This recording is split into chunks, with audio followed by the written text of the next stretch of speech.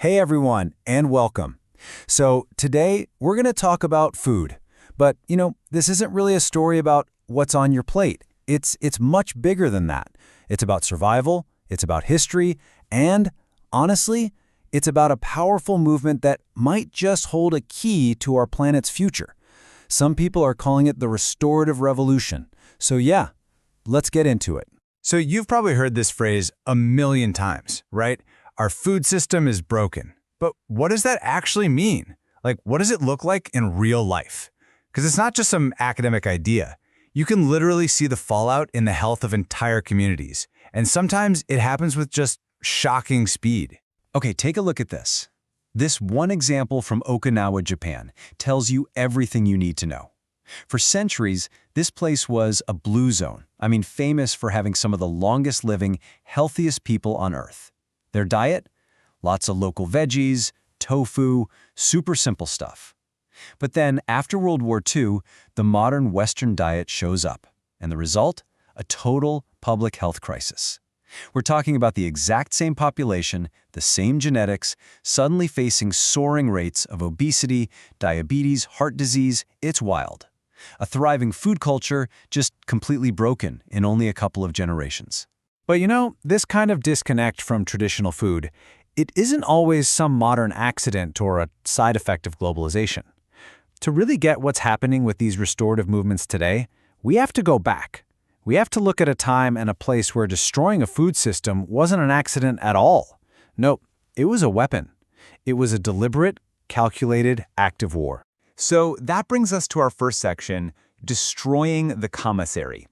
And this is really the story of how a massive, incredibly successful food system, the one that sustained indigenous peoples on the Great Plains, was taken apart piece by piece in the 1800s. Okay, so we all learn about the Transcontinental Railroad, right? It's hailed as this great American achievement from 1869. But there was a really dark side to it.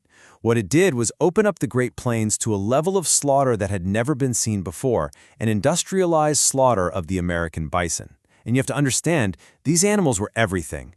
They were the absolute cornerstone of life for the Plains tribes. And in just a few decades, think about this, a population of maybe 60 million was wiped out, down to less than 300. It's just unbelievable. And let's be clear, this wasn't just some hunting craze. This was policy. This quote from General Philip Sheridan, it's absolutely chilling, and it lays the whole strategy bare. He called the buffalo the Indians' commissary, and that's exactly what it was. Their grocery store, their clothing store, their tool shed, their entire economy all in one. The logic was brutal and simple. Get rid of the buffalo, and you get rid of the independence of the Plains tribes. It was literally a war waged on a food source. Okay, but that deep historical trauma, it's not where this story ends, not even close. Which brings us to our next section, a return to the roots. Because today, something powerful is rising from those ashes. It's a movement centered around this idea of food sovereignty. And what that means is, well, it's the right of a people to control their own food and agriculture systems, the right to have healthy food that makes sense for their culture, grown in a way that actually helps the planet. And if you want to see the faces of this movement, the film Gather is a great place to start. You meet these incredible people. You've got chefs like Nephi Craig, who's using traditional Apache foods to heal historical trauma. You have scientists like Elsie Dubras, proving just how nutritious a traditional buffalo diet really is. You've got guardians like Sammy Genza, leading young people to rebuild their relationship with salmon. And foragers like Twyla Casador, who's like a walking encyclopedia of ancient wild foods. It's not just one thing you see. It's a revolution on all fronts. And this quote from Chef Craig, wow, it just perfectly frames the stakes. He says, "Our ancestors saw the world end once. Now we're on the other side of the apocalypse." Just let that sink in. For many indigenous peoples, the apocalypse isn't some future event. It already happened. So he sees this work, bringing back these food traditions, as a powerful act of resistance. It is so much more than just cooking. It's about rebuilding a world. So what does this revolution actually look like on the ground? Well, in our third section, Restoring Land and Culture, we're going to look at a couple of amazing examples of communities that are mixing that ancient wisdom with modern ideas to bring back their land and their culture. First, let's head to Hawaii and get a load of this number.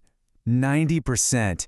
That is just staggering. 90% of the food in Hawaii is imported, in one of the most lush, fertile places on Earth. It's an incredibly fragile system, and it's a direct result of a plantation economy that just ripped out the self-sufficient ecosystems to plant cash crops. So, what's the solution? Well, for a lot of people there, it's about looking to the past. And this is where it gets really cool. Check out the absolute genius of ancient Hawaiian fish ponds, or local ia. They were these amazing self-sustaining systems. So they'd build a rock wall, a kuapa, to create this semi-enclosed pond in the ocean. Then they had these super clever gates, called makaha. The design lets small fish swim in to eat the algae that grew inside. But once they got bigger, they couldn't swim back out. It's brilliant. This wasn't just fishing. It was literally regenerative sea farming. And today, people are rebuilding them to create real, local food security. And believe me, the stakes here could not be higher. It's like we're looking at two different paths into the future. On one path, you have irreversible loss. Take the yaki catfish, for example.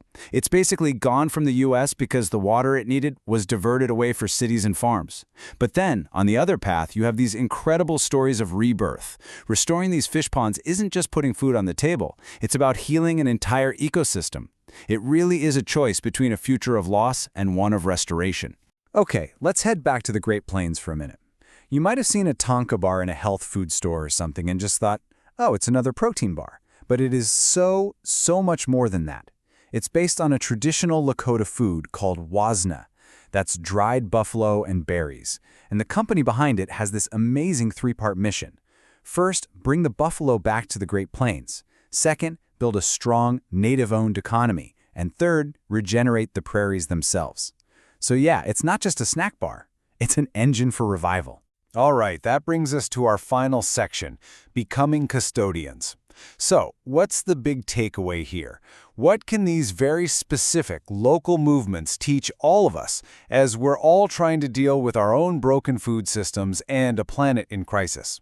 Well, there's this prophecy from the great Lakota leader Crazy Horse from way back in the 1870s. He said, the Red Nation will rise again and be a blessing for a sick world. And when you look at these movements today, you can't help but feel the truth in that.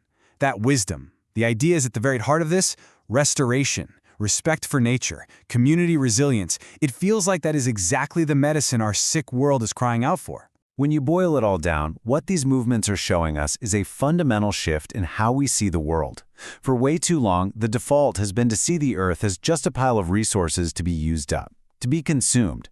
This other way of thinking, the path forward, requires us to stop being just consumers and to start being custodians, to see it as our job to take care of the very systems that take care of us. And so that really leaves us with one last big question. And it's a question for every single one of us. Doesn't matter who you are or where you're from. Are we just consumers of this life, or are we custodians? Something to think about. Thanks so much for joining me.